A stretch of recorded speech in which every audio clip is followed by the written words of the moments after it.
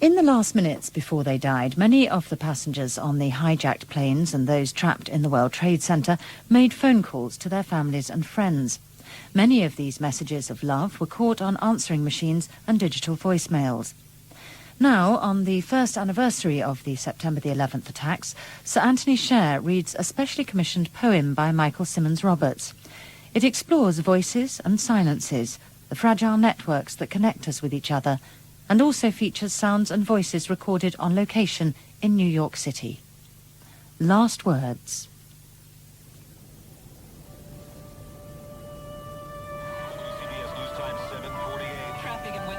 You've probably heard it from many other people before. It was a beautiful, clear day. There was not a cloud in the sky. Westbound at Veterans Highway into Deer Park Avenue, and again from Point Cove Road to Willis Avenue, and again in Queens Line. And then he yelled, "Get out of the train!" And then he screamed, "Get out of the train!" Oh my God!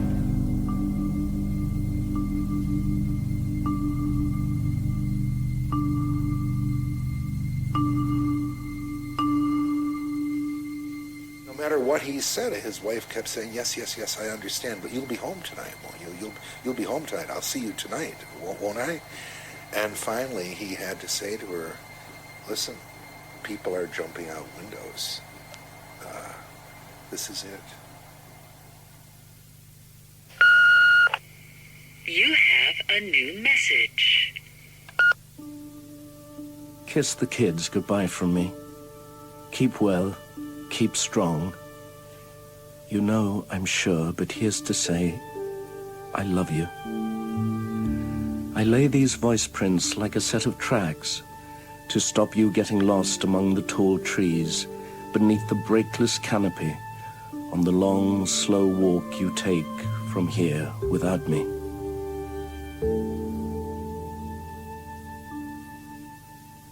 You know, the day still feels like a dream. I think it always will. I had a telephone call, and it was Brian's mother, and she told me that Brian had also called her after he had left a message for me, and that he was on an airplane that had been hijacked, and he didn't know what was going to happen, and he called to say goodbye.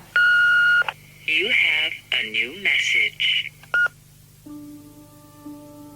I do not want to leave you this magnetic print, this digit trace, my coded and decoded voice. I do not want to leave you. If I had a choice, my last words would be carried to your window on 3 slips of sugar paper in the beaks of birds of paradise. The words would say, I'm sure you know, I love you. I probably got home at around 9:45 that morning, and I knew he had left the message because he relayed to his mother that he did. And I immediately went over to it and played it. Joel, this is Brian. Listen, on an airplane that's been hijacked, and things will go well. It's not looking good. I just want you to know I absolutely love you. Brian just said that he was on an airplane that's been hijacked, and if things didn't go well and it wasn't looking good, that he wanted me to know that he absolutely loved me. He wanted me to do good, go have good times, and he wanted me to relay the message to his family and everybody. And he again told me that he totally loved me and that he would see me when I got there. And then he said goodbye. And I guess with one last glimpse of hope, he said, I hope I call you. This is the voice you hear in dreams. This is the tape you cannot bear to play. This is the voicemail you keep in a sealed silk bag in a tin box in the attic. But the message is out, in the sick beds and the darkened rooms, in the billowing curtains, and the hush so heavy you can hear the pulse in your wrists. The message is out in the ether, in the network of digits and wires. I know you're sure I love you.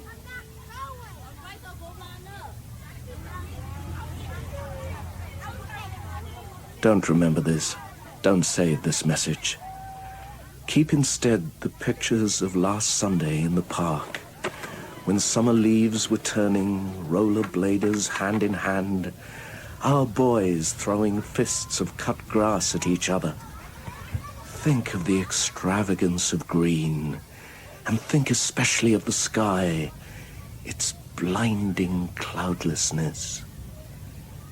You know, I'm sure, but here's to say I love you.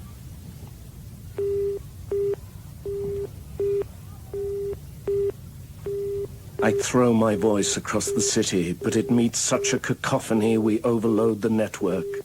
As these CNN was broadcasting its message on the TV, you started to see traffic picking up in the network destined for New York. Countless last words divert onto backup spools and hard drives. Even prior to the collapse of the buildings, the infrastructure within the buildings was broken, fractured, all kinds of problems I'm sure were going on inside there with the cabling and anything, the fiber optics that were in there. Systems analyst turns archaeologist, his fingertips as delicate as brushes, sift through sediment of conferences, helpline hints, arguments, and cold calls, searching for the ones that say, you know, I'm sure I love you.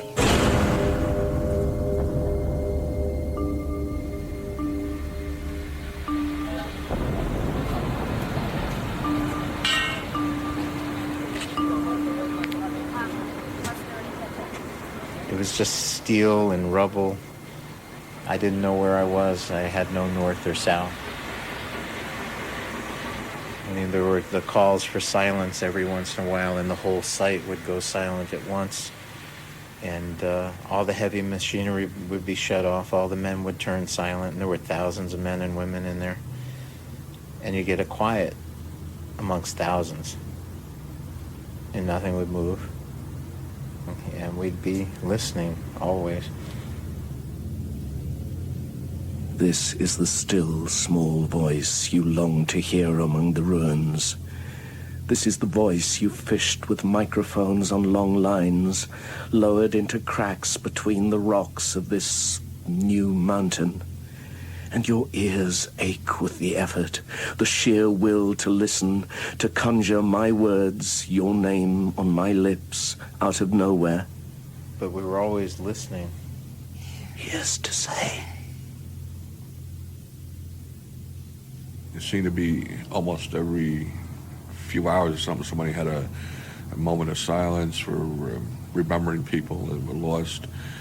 And probably a silence of lack of survivors.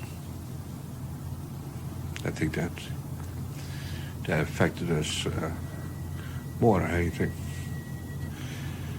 We were more trained to expect rescue, and there was nobody to rescue. When a city is wounded, before it moans, before it kneels, it draws a breath and keeps it, as though all phones are on hold, all radios detuned, cathedrals locked, and all parks vacant. It becomes a windless forest. But remember, silence is not absence. Learn to weigh them one against the other. Each room of our house contains a different emptiness. Listen. Then break it. Say, you know, I'm sure, I love you.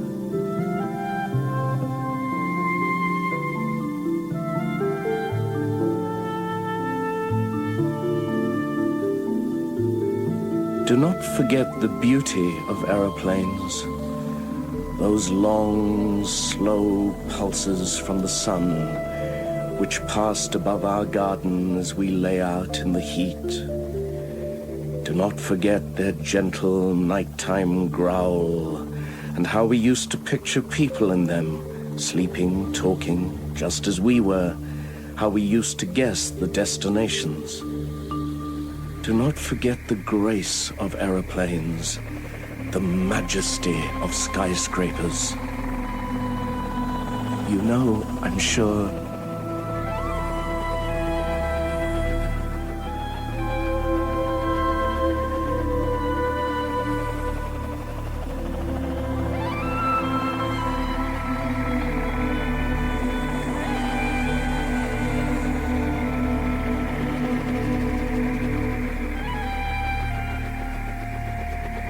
I can't even put into words the feelings that go through you when you think, and then when you find out for sure that someone that you love more than anything is just gone.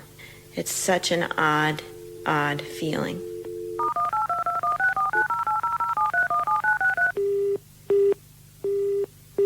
still, a year on, you rifle through black boxes, mail boxes, voice boxes, in search of my final words. You hunt them in the white noise between stations on the radio, the blank face of a TV with the aerial pulled out. You walk in crowds wondering if my words were passed to him or her as messenger. If I'd had time to leave you words, you know, I'm sure they would have been, I love you. You have a new message. You over on an airplane that's been hijacked, and things will go well. Looking good. Where did my last words go? Out and out on radio waves into the all-engulfing emptiness, fading to a whisper as they cross from sky to space to nothing. Or in and in, as litany repeated in your heart until all tape is obsolete. Each cadence, every tongue tick, every breath is perfect as you say my words. You know, I'm sure. I shared it with a lot of people in the days and the weeks after, people that he knew and loved. And then I stopped listening to it for a while, but I still listen to it periodically now. I don't know what makes me do it now. I don't know what I get from it besides the sound of his voice, which I love dearly. But I have that also, you know, in home videos and things like that. But, yeah, I listen to it, and I'm thankful to have it. I'm thankful to have his words. There is nothing new in this. My voice has printed like a bruise, like a kiss so strong it leaves a bruise. I love you. You know it, I'm sure. Beyond the smoking ruins, smoking plains, and empty rooms, above and beyond is a network, a matrix of souls, as fragile as lace, but endless and unbreakable.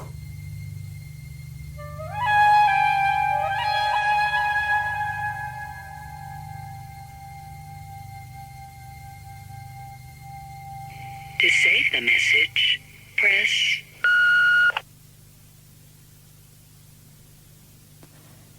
Last Words was written by Michael Symmons Roberts and performed by Sir Anthony Sher. Additional readings were by Lorelei King. It also featured the voices of Julie Sweeney, Milton Williams, Stuart Hoke, Tony Zito, Scott Shields and John Kiernan. Original music was composed and performed by John Harle, and the programme was produced by Jeremy Grange.